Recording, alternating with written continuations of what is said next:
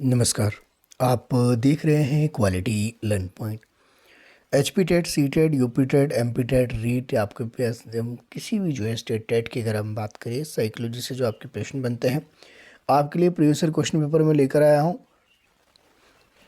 ऐसे प्रश्न जो कि आपके पास पहले एग्ज़ाम में आपके पूछे गए हैं, जिसे सबसे पहले हम कवर करेंगे। आपके पास 30 क्वेश्चन का जो आपके सेक्शन देखने को मिलता है एचपी टेट के अंदर। इसमें हम TGT arts, medical, non medical, आपके पास साथ में जीबी टेट जहाँ पर जो प्रीवियस क्वेश्चन पेपर पूछेंगे वो कवर करेंगे। ये सीरीज की पहली वीडियो रहेगी, तो पार्ट 1 करके इसको प्रीवियस क्वेश्चन करके मैं आपको टाइटल डाल दूंगा। पार्ट 2, पार्ट 3, इस तरह से आपको मैं टोटल 10 पार्ट में इसको डिवाइड करके डाल दूंगा, ताकि प्रीवियस क्वेश्चन पेपर से जो रिपीटेड क्वेश्चन है वो आपके यहाँ पे कवर हो सके। तो सबसे पहले प्रश्न की ओर चलते हैं। पहले प्रश्न आपके समझते हैं और कोशिश ये करना कि प्रश्न को ना केवल आपके पढ़ना बल्कि प्रश्न पूछने का जो तरीका है वो समझने का प्रयास आपने करना है। निम्नलिखित में से कौन से छात्रों के बीच रचनात्मकता को बढ़ावा देगा? इंग्लिश में भी इंग्लिश मीडियम वाले पढ़ सकते हैं। Which of the following will foster creativity among learners? तो पहला ऑप्शन अगर आप देखिए तो आप क्या देख पा रहे हैं? छात्रों को अच्छी शिक्षा का महत्व बताना। इससे छात्रों के बीच रचनात्मकता बढ़ सकती है, क्रिएटिविटी बढ़ सकती है। क्या छात्रों के बीच अच्छी शिक्षा का महत्व बताने से क्रिएटिविटी बढ़ेगी? समझने का प्रयास करना। प्रत्येक छात्र को प्रश्न पूछने का अवसर प्रदान करना। Provide opportunity to question to ask every learner. स्कूली जीवन के आरंभ से ही शैक्षिक उद्देश्यों पर बल देना। आपके पास emphasising achievements goal from the beginning of school life.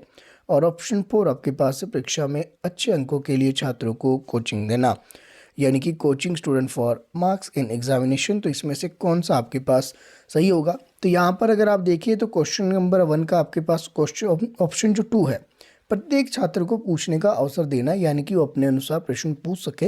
इस तरह का एक इन्वायरमेंट क्रिएट किया जाना चाहिए क्लासरूम के अंदर, ताकि आगे वाला प्रश्न अगर कोई पूछना चाहता है तो वो बेझिझक पूछ सके बिना किसी डर के। तो option B is right answer. Providing opportunity to question to asking every learner. Second question पर आप इसमें साथ साथ क्या करना, आप इसमें रिप्लाई करते रहना। 30 में से कितना स्कोर रहा आप कमेंट सेक्शन के अंदर जरूर बताना। आगे देखेंगे आपके पास एक बालक किसी भी नई स्थिति में उसके द्वारा उस प्रकार की स्थिति में पूर्व की गई प्रतिक्रिया के आधार पर प्रतिक्रिया करता है, इस कथन से संबंधित है। A young child response to a new situation on the basis of the response made by him in a similar situation as in the past. This is related to. अब ये किससे संबंधित है? यहाँ पर हम देखते हैं जो आपके पास लॉ ऑफ लर्निंग है वो आपके काम आती है। लॉ ऑफ लर्निंग में हम देखते हैं प्राइमरी और सेकेंडरी लॉज। अगर आपको ध्यान हो तो थॉर्नडाइक की जो थ्योरी है उसके अंदर ये कवर होते हैं ये वाले टॉपिक। तो यहाँ पर आपके पास प्रश्न दिए गए हैं। प्रश्न में आपके पास यहाँ पर समझना है कि बालक किसी भी नई स्थिति में उसके द्वारा किसी भी प्रकार की स्थिति में पूर्व की गई जो प्रतिक्रिया है उसके आधार पर वो प्रतिक्रिया कर रहा है। A young child response to a new situation on the basis of the response made by him in similar situation in the past. This is related to. ये किससे रिलेटेड है?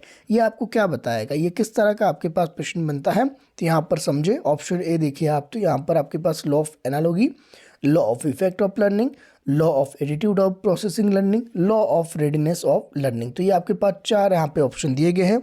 सेकंड की अगर मैं बात करूँ, जो सेकंड ऑप्शन आपके पास, सेकंड का जो फर्स्ट ऑप्शन है ये लॉ ऑफ एनालॉजी आपके कहलाता है। तो ऑप्शन जो यहाँ पर पहला है वो आपके पास बिल्कुल यहाँ पर सही हो जाएगा।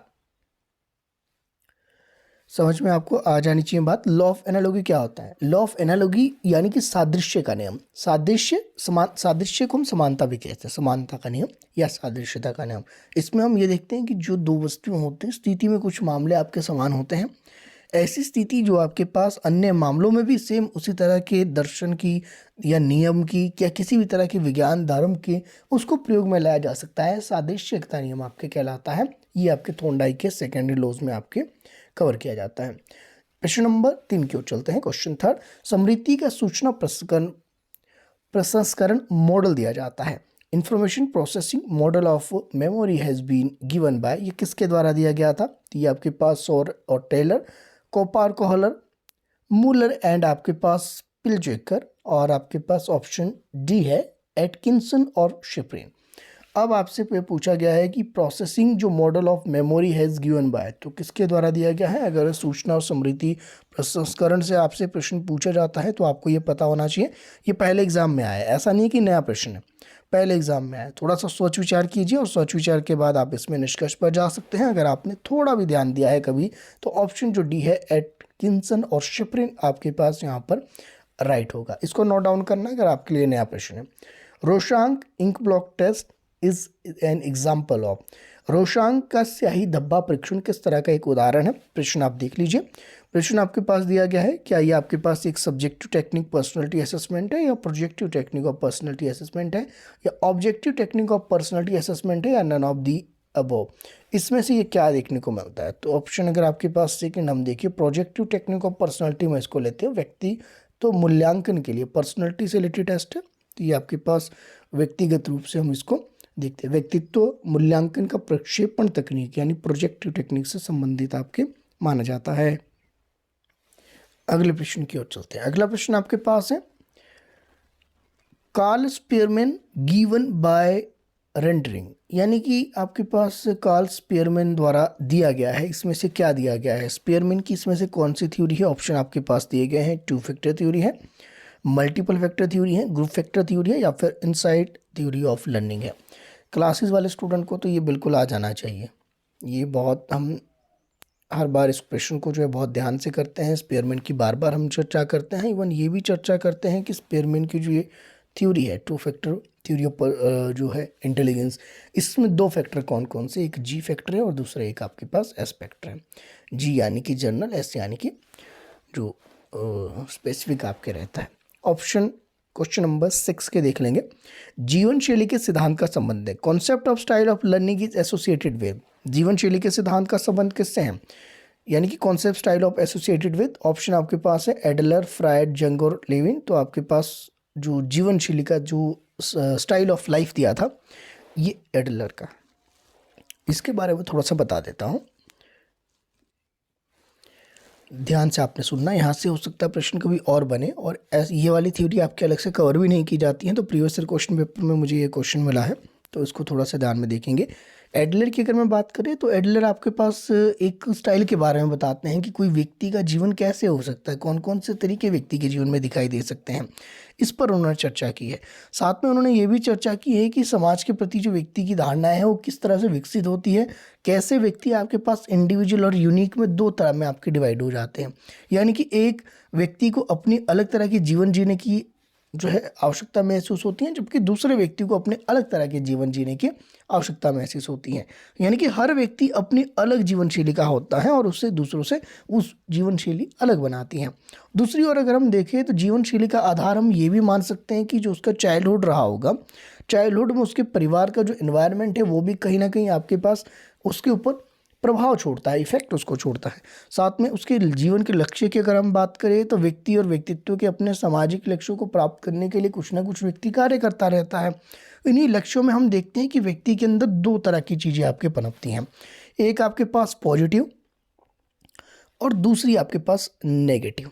ये 2 चीज़ें आपके व्यक्ति के अंदर आपके पनपती है, और यदि कोई व्यक्ति अपना आत्मविश्वासी और सहकारी है तो जाहिर सी बात है उसका जीवन कैसा होगा, उसका जीवन स्टाइल, लाइफ स्टाइल पॉजिटिव देखने को मिलेगा। जबकि अगर हम देखें तो कोई व्यक्ति अगर अपने अंदर हीन भावना लेकर बैठा है, हीन भावना का मतलब है इन्फ्योरिटी कॉम्प्लेक्स अगर किसी व्यक्ति में आ जाता है, तो उसमें हम देखते हैं कि उसकी जीवन शैली आपके पास सकारात्मक ना होकर, किसी भी तरह से पॉजिटिव ना होकर, वो नेगेटिव आपके ज़्यादा देखने को मिलती है, नकारात्मक प्रभाव व्यक्ति का उसके ऊपर ज़्यादा पड़ता है। वैसे ही व्यक्ति के जीवन में कुछ एक समस्याएं भी रहती है। उन समस्याओं के निपटारे की अगर हम बात करें तो यहाँ पर जीवन शैली ये तय करती है कि व्यक्ति चुनौतियों और संघर्षों का सामना करता कैसा है। अगर व्यक्ति चुनौतियों और संघर्षों का सामना कर सकता है तो उसके सक्सेस होने के चांसेस ज़्यादा रहते हैं। अगर व्यक्ति उससे भागने का प्रयास करता है तो व्यक्ति वहाँ से अपनी जीवन शैली को चेंज कर लेता है, अपने लाइफ स्टाइल को चेंज कर लेता है। फिर वही वाली बात है कि व्यक्ति के अंदर आपके पास क्या देखने को मिलेगा, इन्फीरियरिटी कॉम्प्लेक्स देखने को मिलेगा। ये चीज़ें आपको थोड़ी सी इसमें ध्यान रखनी है। बाकी यहाँ पर जीवन शैली की 4 बातें आपके एडलर करते हैं। कौन कौन सी 4 बातें हैं, अगर आपने लिखनी होगी तो लिख लेना, मैं आपको लिखवा देता हूँ। फर्स्ट आप लिखेंगे रूलिंग टाइप।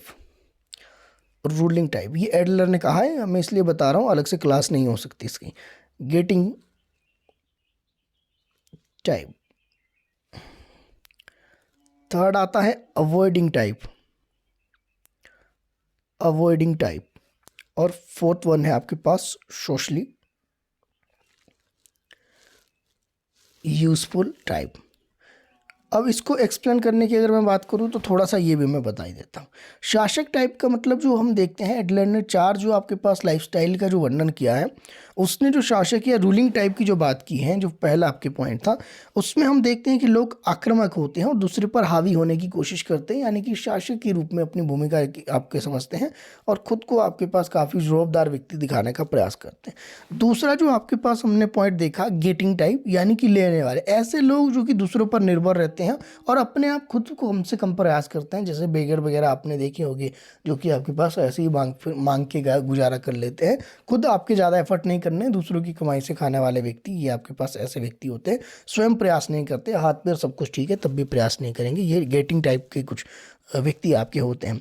तीसरे होते हैं हमारे पास अवॉइडिंग टाइप, बचने वाले।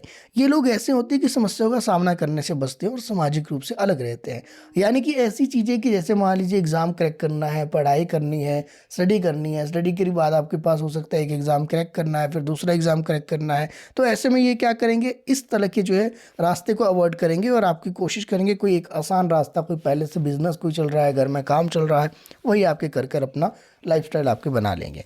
फिर होता है socially useful type.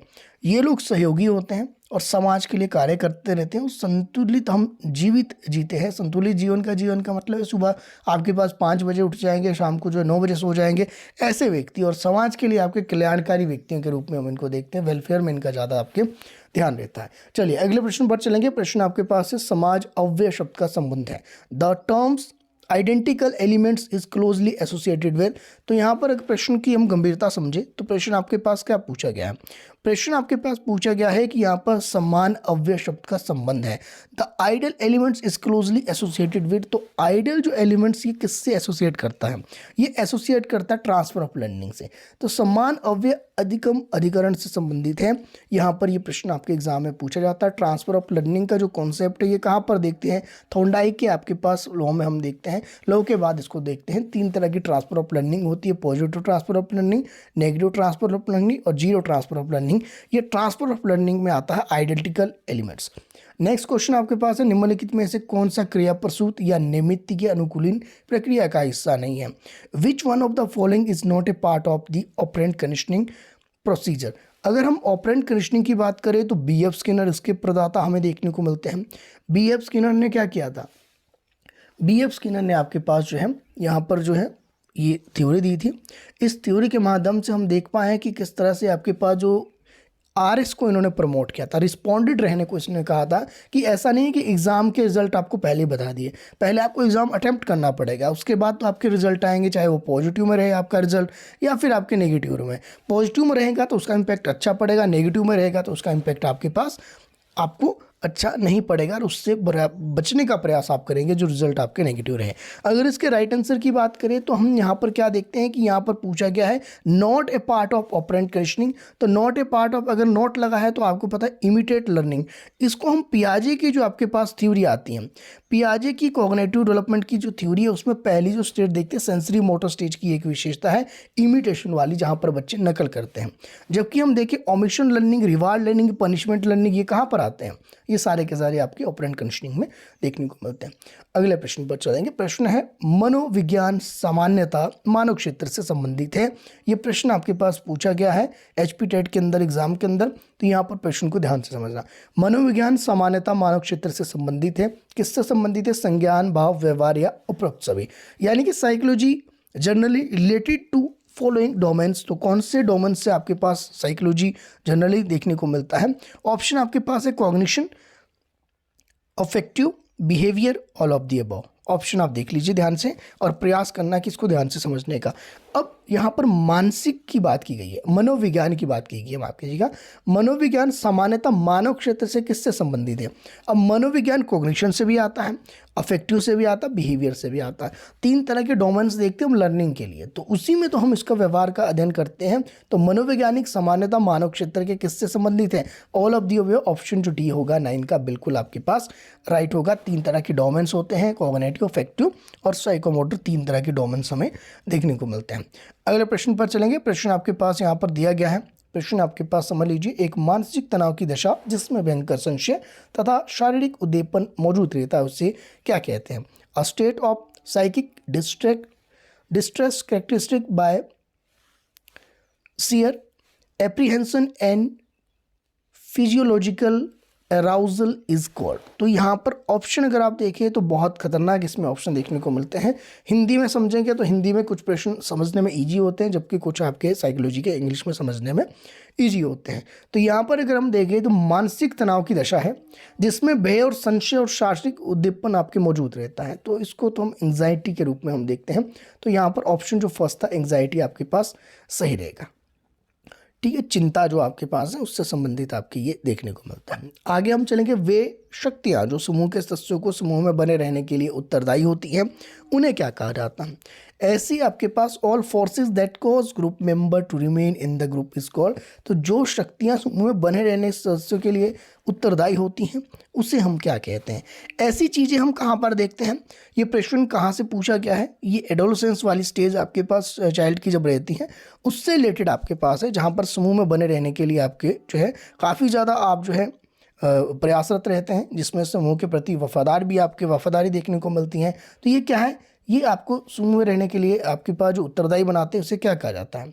कोहेंसिवनेस, option first. ठीक है, सशक्ति इसको कहा जाता है। अगले प्रश्न पर चलेंगे।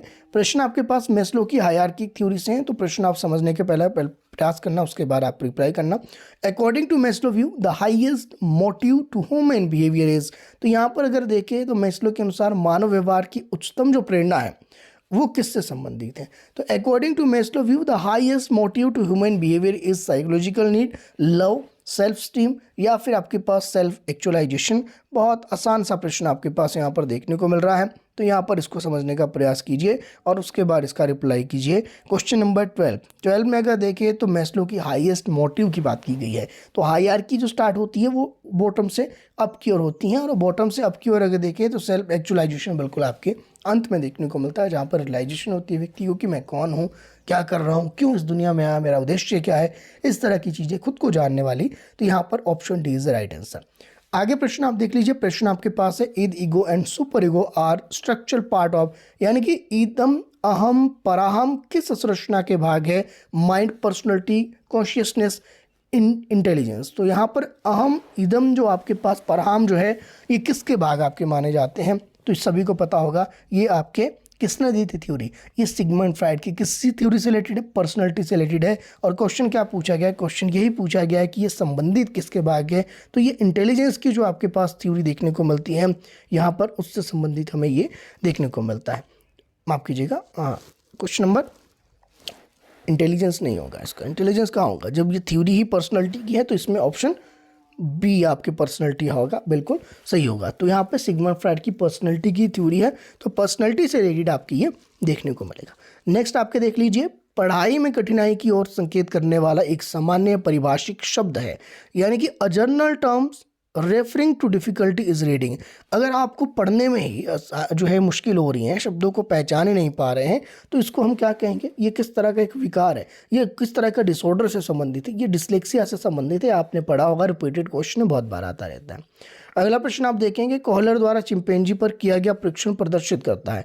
Kohler experiment chimpanzee shows.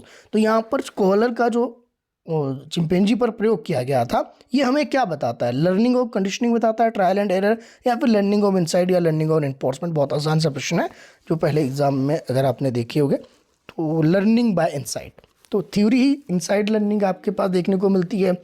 अंतर्दृष्टि का सिद्धांत हमें इसको देखने को मिलता है, कोहलर, वर्दीमर, कोफ्का का है। तो इसमें ये चिंपैंजी पर प्रयोग किया गया था कोहलर द्वारा। तो ये बहुत आसान प्रश्न आपके देखने को मिला। माइंड मैपिंग की अगर हम बात करें, माइंड मैपिंग रेफर टू, तो माइंड मैपिंग किसकी ओर रेफर करती है? तो research the functioning of the mind. Option जो बी है ये आपके पास मन के कामकाज पर शोध करती है माइंड मैपिंग, या मन की तस्वीर भी नहीं बनाएगी, समझ बनाने के लिए तकनीक भी नहीं है, एक साहसिक कार्य के लिए योजना भी नहीं है, मन के कामकाज। यानी कि माइंड मैपिंग क्या है? अगर मैं कहूँ कि आप याद कीजिए, आपके बचपन का स्कूल था और बचपन के स्कूल में आप स्कूल जा रहे हो, तो अभी आपके मन में एक इमेज बननी शुरू हो जाएगी। तो जैसे मैंने कहा कि आपके बचपन का स्कूल जहाँ पर आप पहले पढ़े हो, वहाँ पर आपके पास अब स्कूल आप जा रहे हो, आप अब बड़े होकर स्कूल जा रहे हो। तो जब स्टार्टिंग में स्कूल जाते थे उस समय एक इमेज। अभी अगर आप प्लानिंग करें कि मान लीजिए आपसे कहा जाए कि आप सक्सेसफुल होकर आपके पास, आप बचपन के स्कूल में विजिट करते हो, तो आप यहाँ पर कैसे जाओगे, कैसे आपके पास वहाँ पर स्वागत आपका किया जाएगा, कहाँ से आप एंट्री करोगे, तो अपने मन में खुद के खुद आपकी इमेज लग गई बनने। तो यहाँ पर इसको माइंड मैपिंग आपके कहा जाता है, यानी कि researching the functioning of the mind. अगला प्रश्न, एक शिक्षक को अपने छात्रों की क्षमता को समझने का प्रयास करना चाहिए। निम्नलिखित में से कौन सा क्षेत्र इससे संबंधित, इस उद्देश्य से संबंधित है? A teacher should make an attempt to understand the potentialities of his students. Which of the following field is related to this objective? एक शिक्षक को अपने छात्र की जो क्षमता है उसको समझने का प्रयास करना चाहिए। इस उद्देश्य से संबंधित आपके पास क्या है? क्या ये मीडिया साइकोलॉजी है, एजुकेशनल साइकोलॉजी है, एजुकेशनल जो है सोशियोलॉजी है, या फिर सोशल फिलॉसफी आपके यहाँ पर देखने को मिलती है? तो यहाँ पर सिंपल सा ही एजुकेशनल साइकोलॉजी हम पढ़ भी रहे हैं, तो यहाँ पर छात्रों को आपके पास समझने का जो प्रयास कर रहे हैं हम इसी सब्जेक्ट के अंदर तो कर रहे हैं, तभी तो आपके पास ये सब्जेक्ट आपके इंक्लूड किया गया है। जो आपके DLED GBT वाले हैं उन्हीं के लिए तभी तो ये इंक्लूड किया गया है, क्योंकि हम क्या कर रहे हैं, छात्रों को समझने का प्रयास कर रहे हैं, और जो थ्योरीज वगैरह जितनी भी है वो एक्चुअल में हमें इम्प्लीमेंट करनी होती है रियल लाइफ में, कि किस तरह से हम छात्रों की स्थिति समझ पाए, उनका IQ हमें समझ पाए। तो ऑप्शन यहाँ पर जो बी था बिल्कुल आपके सही था। अगले प्रश्न पर चलेंगे। प्रश्न आपके पास यहाँ पर देख लीजिए। लेव वाइगोस्की के सामाजिक रचनावाद सिद्धांत की दृढ़ता से विश्वास करने वाला एक शिक्षक अपने छात्रों के आकलन के लिए निम्नलिखित में से कौन सी विधि पसंद करेगा? As a teacher who firmly believe in social constructive theory of Lev Vygotsky, which of the following method would you prefer for assessing your students? अगर आप देखें तो कलेक्टिव प्रोजेक्ट, स्टैंडर्डाइज टेस्ट, या फिर fact based recall question, objective multiple choice type question, इसमें से क्या आपके होगा? हिंदी में आपने इसको एक बार फिर से पढ़ना। लेव वाइगोस्की का हम देखते हैं सोशल कल्चर थ्योरी इनके द्वारा दी गई है। तो इस थ्योरी के माध्यम से अगर हम देखें तो जो भी आपके पास जो है रचनात्मक सिद्धांत दृढ़ता से करने वाला जो आपके पास एक शिक्षक है, अपने छात्रों का आकलन करने के लिए वो किस तरह की विधि का प्रयोग करेगा? वो कलेक्टिव प्रोजेक्ट का प्रयोग करेगा। कलेक्टिव इसलिए करेगा क्योंकि इसने सोशल कल्चर थ्योरी में भी इसने 3 एस्पेक्ट माने। सोशल को इंपॉर्टेंट माना है, लैंग्वेज को इंपॉर्टेंट माना है, कल्चर को इंपॉर्टेंट। ये तीनों हमें कहाँ देखने को मिलते हैं? समूह में देखने को मिलते हैं। समाज भी किन व्यक्तियों का समूह ही होगा। लैंग्वेज जब आप यूज़ करोगे तो किसी के साथ करोगे, 2 वे कम्युनिकेशन होता है, 1 वे तो नहीं हो सकता। और दूसरा आपके पास कल्चर की अगर हम बात करें तो कल्चर में भी आपके पास सामूहिक तौर पर आप संस्कृति सीखते हो, तो यहाँ पर कलेक्टिव आपके पास रूप में हमें देखने को मिलेगा, ग्रुप में हमें यहाँ पर व्यक्ति देखने को मिलेंगे। तो हम यहाँ पर कोलेबरेटिव प्रोजेक्ट की ओर हम जाएंगे। ऑप्शन फर्स्ट आपके सही हो जाएगा। विभिन्न सामाजिक, आर्थिक और सांस्कृतिक पृष्ठभूमि के बच्चों की शिक्षा में या कक्षा में होने वाले सभी छात्रों के सीखने के अनुभव समृद्ध होते हैं, ये एक स्टेटमेंट है। Having a diverse classroom with children from the varied social, economic, culture background enrich the learning experience of all students. This statement is, ये स्टेटमेंट किसकी थी? किसने ये कहा था कि विभिन्न सामाजिक, आर्थिक, सामाजिक, सांस्कृतिक पृष्ठभूमि के बच्चों के कक्षा में होने से सभी छात्रों के सीखने के अनुभव समृद्ध होंगे? ये जो कथन है ये बहुत अच्छी स्टेटमेंट हमें देखने को मिलती हैं। ये देखने को मिलती हैं आपके पास ऑप्शन बी में, यानी कि आपके पास इसमें क्या है कि सही है, क्योंकि बच्चे अपने साथियों के साथ क्या करेंगे? ये कौशल आपके सीखेंगे। तो correct, because children learn many skill from this pair. तो आपके पास यहाँ पर क्या होगा? अलग अलग जो एक हम देखते हैं समाज के रूप में, लघुकृत समाज के रूप में हम स्कूल को हम मानते हैं, विद्यालय को हम मानते हैं। तो यहाँ पर ये आपके पास ऑप्शन भी सही हो जाएगा।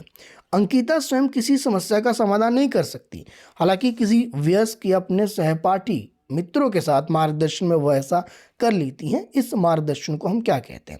ध्यान से समझना, जिनको भी क्लासेस में, ऑनलाइन क्लासेस वाले जो स्टूडेंट हैं उनको हमने अभी किया है, जो 2025 वाला जो बैच चल रहा है, मैं एक्सपेक्ट करता हूं कि उनको ये क्वेश्चन आ जाना चाहिए। बहुत अच्छे से हमने किया है कवर ये।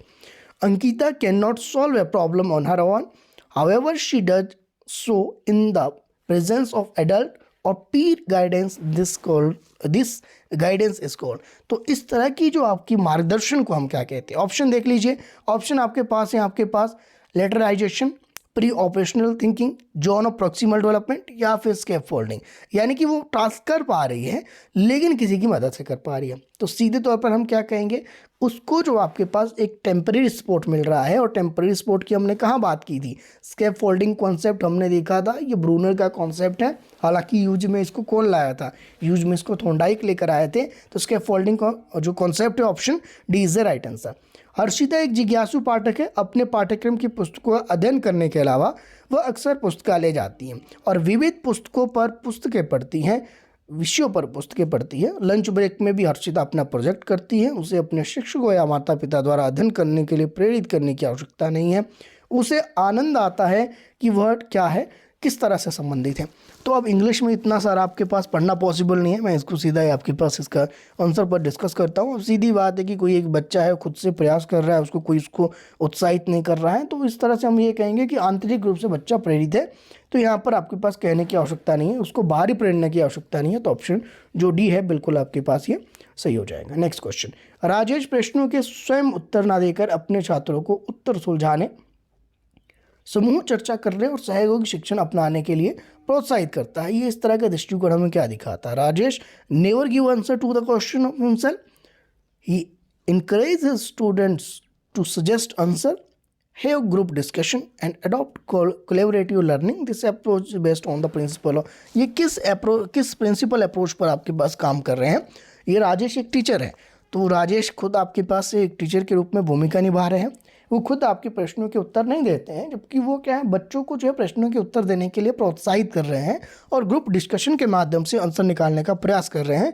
इस अप्रोच को हम कहते हैं एक्टिव पार्टिसिपेशन। यहाँ पर सक्रिय भागीदारी रहेगी स्टूडेंट्स की। अगर सक्रिय भागीदारी स्टूडेंट की है तभी जाकर इसमें आंसर निकल पाएंगे, यानी कि स्टूडेंट भी एक्टिव होना चाहिए, एक्टिव लर्नर हमें चाहिए। अगर एक्टिव लर्नर नहीं है तो फिर आपके सिखाने वाले का जितनी मर्जी एफर्ट लगा ले, फिर आपके पास नहीं सिखा पाएगा जब तक कि सीखने वाला खुद तैयार नहीं है। और क्वेश्चन नंबर 23 की हम बात करेंगे। जिस तरह हम खुद को अपनी दक्षताओं और विशेषताओं को देखते हैं उसे क्या कहा जाता है? The way we perceive ourself and the idea we hold about our competencies and attributes is called. इसको क्या कहा जाता है? अगर आप अपनी बात करें, अगर आप खुद अपनी क्षमता और विशेषताओं को देखते हैं, इसको क्या कहा जाता है? इसे कहा जाता है ऑप्शन सी सेल्फ कॉन्सेप्ट, आत्म अवधारणा। नेक्स्ट, विकास की शुरुआत कहाँ से होती? Development starts from the, development कहाँ से स्टार्ट होगी? अब देखिए, stage of infancy, pre natal stage, pre childhood stage, post childhood stage. Option बहुत आपके पास इजी दिया गया है, 24 को आप देख लीजिए ध्यान से और आराम से इसका आप आंसर दे पाओगे। प्री नेटल स्टेज ये प्रसव पूर्व चरण में आपकी होती है, जब बच्चा पेट में होता है वहीं से इसका विकास शुरू हो जाता है। 25 क्वेश्चन देख लीजिए। जीन पियाजे के अनुसार बच्चों में किस चरण के दौरान अमूर्त तर्क या तर्क शक्ति का विकास होता है? हमने ये प्रश्न कर दिया है। अकॉर्डिंग टू द जीन पियाजे children development abstract logic and reasoning skill during. तो यहाँ पर 4 स्टेजेज है, 4 में से एक आपके पास है। अब आपको पता है सेंसरी में तो सेंसेस आपके बनेगी, प्री ऑपरेशनल में उसके पास लॉजिकल होते नहीं है। अब फॉर्मल ऑपरेशन की अगर हम बात करें, क्या फॉर्मल ऑपरेशन होगा? बिल्कुल आपके पास फॉर्मल ऑपरेशन होगा। यहीं पर तो बच्चा ये जो हाइपोथेटिकल थिंकिंग है वही तो डेवलप होगी। तो ऑप्शन जो सी है बिल्कुल आपके सही होगा। Out of the box thinking is related to, ये बहुत प्रश्न पहले पूछा जाता है, अभी भी आपके पूछा जाता है। लीक से हटकर सोचने का जो संबंध है किससे है? Out of the box thinking is related to, ये प्रश्न रिपीटेड क्वेश्चन है, रट्टा मान लीजिए, आता रहता है एग्जाम में। ऑप्शन जो सी है बिल्कुल आपके सी है। डाइवर्जेंट थिंकिंग से अब सारी सोच से संबंधित है। अधिगम की प्रक्रिया में पुनर्बलन क्या है? In the process of learning motivation, motivation क्या है आपके पास? In the process of learning motivation क्या है? Sharpen the memory of learner, differentiate new learning from old learning and make learner think undirectional and creates interest from learning among young learners. यानी कि अधिगम की जो प्रक्रिया में पुनर्बलन जब हम देखते हैं, पुनर्बलन की हम बात करें, एनफोर्समेंट की हम बात करते हैं। हमने BF स्किनर की थ्योरी देखी, ऑपरेंट कंडीशनिंग हमने देखी थी। तो यहाँ पर आपके पास ऑपरेंट कंडीशनिंग जो आपकी थ्योरी थी उसके अंदर हमने इस कॉन्सेप्ट को देखा है। तो यहाँ पर हम देखें 27 की अगर हम बात करें तो हमें क्या देखने को मिलता है? Creates interest for learning among learners, यानी कि अधिगम प्रक्रिया में जो पुनर्बलन आपको जो काम करेगा, इन्फोर्समेंट जो आपको मिलेगी, जैसे रिवॉर्ड वगैरह मिल गए, बच्चों को कोई उपहार दिया जाता है, शाबाशी मिल जाती है, ये पुनर्बलन जो होता है, ये जो इन्फोर्समेंट होता है, ये मोटिवेशन का काम करेगा। और मोटिवेशन से हमें क्या देखने को मिलता है? छात्रों में जो है अधिगम के प्रति रुचि पैदा होती हैं। तो ऑप्शन डी आपके सही हो जाएगा। नेक्स्ट क्वेश्चन, जब बच्चे एक अवधारणा सीखते हैं तो अभ्यास त्रुटियों को कम करने में सहायता प्रदान करता है। यह विचार किसने दिया था? यानी कि when children learn a concept, practice help in reducing the error committed by them, the idea was given by. तो ये किसने दिया था कि बच्चे एक अवधारणा सीखते हैं और अभ्यास त्रुटियों को कम करने में सहायता प्रदान करता है। यानी कि अभ्यास जब आप करोगे तो अभ्यास से आपकी गलतियां क्या होगी? कम होती चली जाएगी। तो यानी कि अभ्यास त्रुटियों को कम करने में मदद कर रहा है। ये किसने आपके कहा था? ये थॉर्नडाइक ने कहा था। और थॉर्नडाइक ने क्यों कहा था? आपको याद होना चाहिए, ट्रायल एंड एरर थ्योरी की थी और हमने देखा था कि केट के ऊपर एक्सपेरिमेंट किया जा रहा था, जहां पर बार बार प्रयास और भूल का सिद्धांत इसको कहा गया है।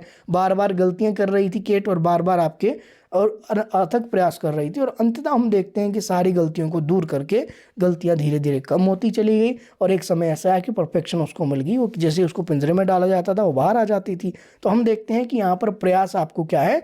आपके एरर्स को कम करने में मदद करेगा। तो बार बार प्रयास आप जरूर करते रहिए, बार बार एग्जाम देते रहिए, कोई दिक्कत नहीं हो रहा दोबारा दीजिए। पहली बार जो प्रश्न गलत हुआ अगर आप उसके आंसर देखोगे, थोड़ा सा उस पर काम करोगे, तो दूसरी बार वो प्रश्न आपके गलत नहीं होगा। जैसे ये प्रीवियस ईयर क्वेश्चन पेपर में एग्जाम में पेपर आया है, अगर इसको आप सही से करोगे तो ये पहले के पेपर आए हैं, अगर दोबारा रिपीट होता है इसमें से फिर आपका ये गलत नहीं होगा अगर आप ध्यान से इसको क्लास को देखोगे। सीखने की अंतर्दृष्टि यानी कि inside theory of learning is promoted किसने दिए? गेस्टाल्ट थ्योरिस्ट आपके पास थे। ये तीनों के आपके पास, चाहे वर्दीमर है, कॉलर है, कॉफा है, इनका तीनों का नाम आपके कई बार पूछा जाता है, तो ये आपको पता होना चाहिए। बड़ा इंपॉर्टेंट प्रश्न आपके यहाँ से बनता है। 29 का option A. According to Piaget, stages of cognitive development, the sensory stage is associated by। पियाजे के संज्ञानात्मक विकास के चरणों के अनुसार संवेगात्मक चरण किसके साथ जुड़ा है? तो अगर ऑप्शन जो 30 का हम देखें तो पियाजे की जो स्टेज ऑफ कॉग्निटिव डेवलपमेंट है, सेंसरी मोटर स्टेज में इमिटेशन देखने को मिलती है, मेमोरी देखने को मिलती है, मेंटल रिप्रेजेंटेशन आपके देखने को मिलती है। तो हमें क्या देखने को मिला कि ऑप्शन यहाँ पर जो है डी बिल्कुल आपके पास सही है। और ये प्रीवियस ईयर क्वेश्चन पेपर में पहले एग्जाम में प्रश्न पूछा गया है। ये पार्ट 1 था। पार्ट 2 इसके लिए आपके दूसरा लेकर आएंगे। पार्ट 2 में हम अगले प्रश्न करेंगे जो कि आपके पास यहाँ से हमें देखने को मिलते हैं। यहाँ पर ये प्रश्न आपके पास नवंबर 2021 का हम देखेंगे। अभी जो हमने किया है मैं एक बार इसको चेक कर लेता हूँ, अगर इसमें आपके ईयर मेंशन होगा कि किस ईयर का हमने ये पेपर किया है। नहीं, इसमें ईयर मेंशन नहीं है इस वाले पेपर में, लेकिन नेक्स्ट वाला है नवंबर 2021 से हम उसको करेंगे। आपके लिए 10 वीडियो में लेकर आऊँगा, 10 पेपर आपके लिए लेकर आऊँगा एग्जाम से पहले। तो आप यहाँ पर मेरे साथ क्वालिटी लर्न पॉइंट के साथ HPTET प्रिपरेशन या फिर आपके पास कोई भी स्टेट एग्जाम आपके पास हो जिसमें साइकोलॉजी वाला टॉपिक आपके रहते हैं, साइकोलॉजी सेक्शन आपका कवर रहता है, उसके लिए आप यहाँ पे मेरे साथ बने रह सकते हैं। उम्मीद है कहीं ना कहीं आपके लिए प्रयास सार्थक रहेगा। आप चाहे तो अप्रिशिएशन के लिए कमेंट सेक्शन में कमेंट कर सकते हैं। बाकी मेरे साथ यहाँ पे बने रहने के लिए आप सभी का तहे दिल से बहुत बहुत धन्यवाद।